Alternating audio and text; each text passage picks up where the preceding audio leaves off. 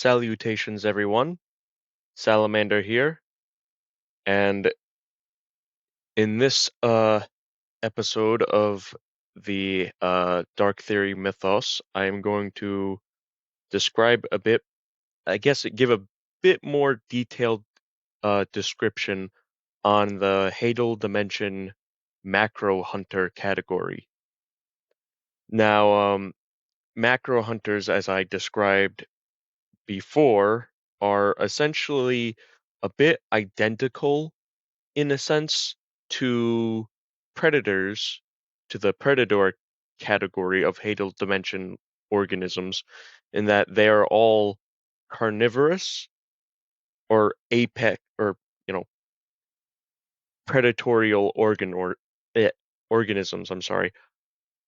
The only difference is that macro hunters are, I guess you could say, in a sense, the apex of whatever environment they are from on their home planets. And unlike the, say, predator organisms, they tend to be a singular individual. I actually said that they're kind of, in a sense, similar to monster hunters, black dragons, and deviants in this way, as they have kind of that super uh, disastrous presence that they have, as well as being, again, unique individuals that are a product of uh, various kinds of adaptations that allow them to pretty much dominate their home ecosystem. Now, macro hunters are called macro hunters not in exactly their size or anything. It's more so due to how much it is that they have to consume. You see, every macro hunter, regardless of what kind of species they all share this one trait in which they all have high a very high metabolism.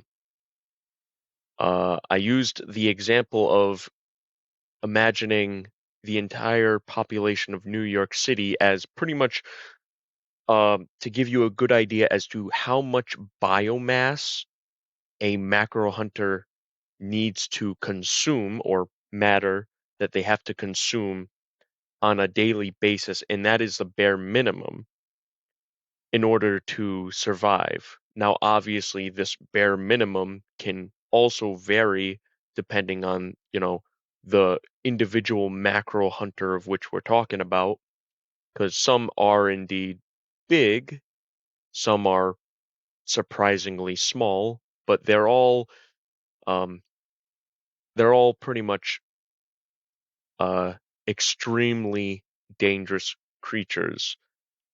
They kind of make up roughly probably around like 1% of all Hadal dimension creatures that are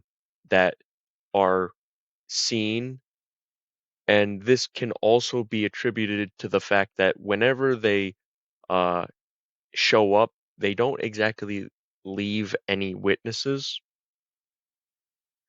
So it makes them surprisingly a little harder to study than most other Hadal dimension creatures, as it's likely due to their immense appetites that, well, in extreme aggression is just to be expected.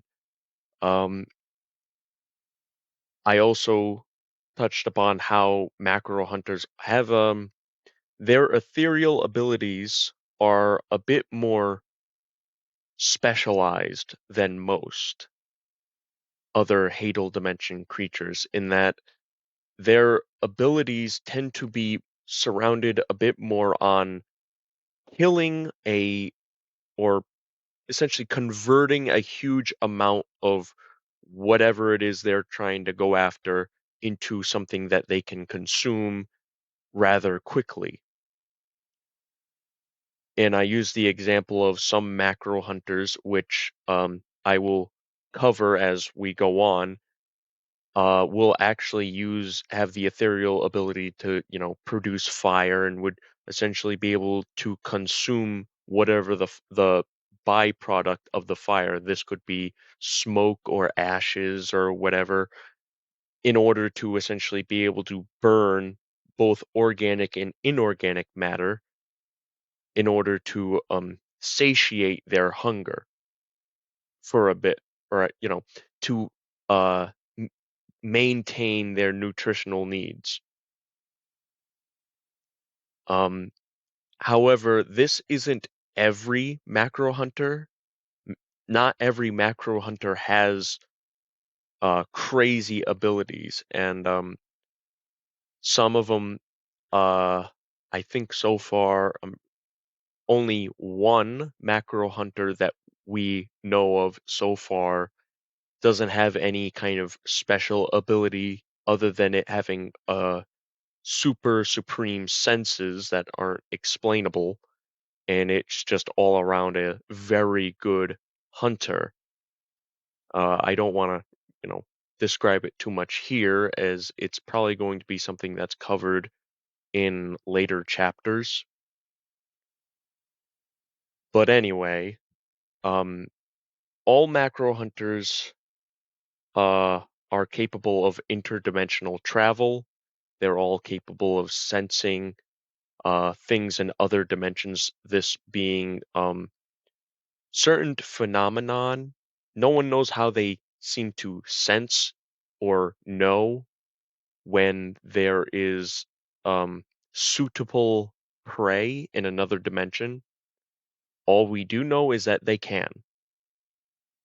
And when they do uh, sense that something is suitable, a planet that has suitable amount of food on it for them, they show up and they quite literally eat everything and cause an ecological collapse and therefore the extinction of all life on the planet.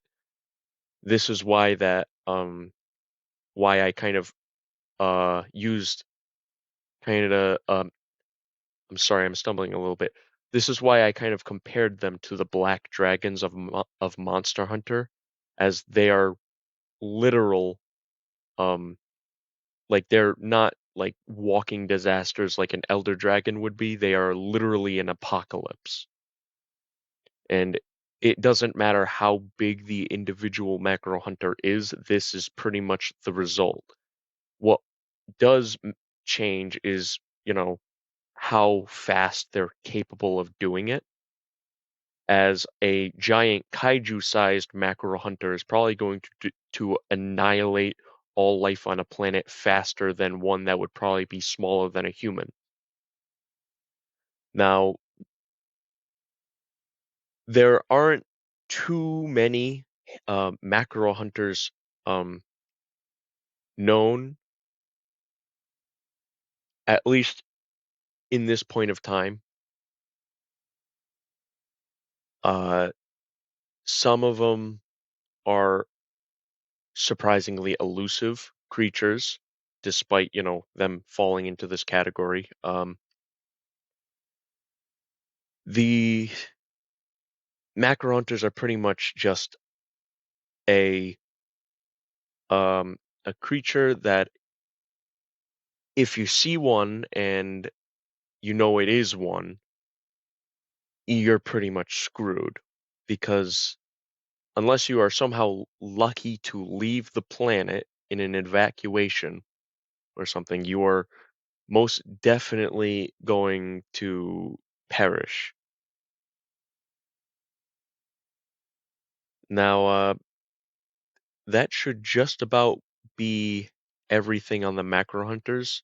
There isn't too much to, I guess, describe. They're pretty straightforward. They are walking apocalypses that are just super apex predators that, you know, can show up whenever they feel like it. And in the next episode, I'm going to it's actually going to be talking about two macro hunters and not just one, because they are kind of very deeply intertwined with one another.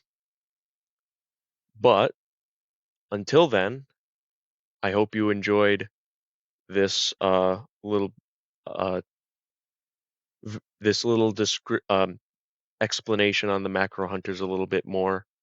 Hope Hopefully it was a bit somewhat entertaining, and I will see you all in the next one. Goodbye.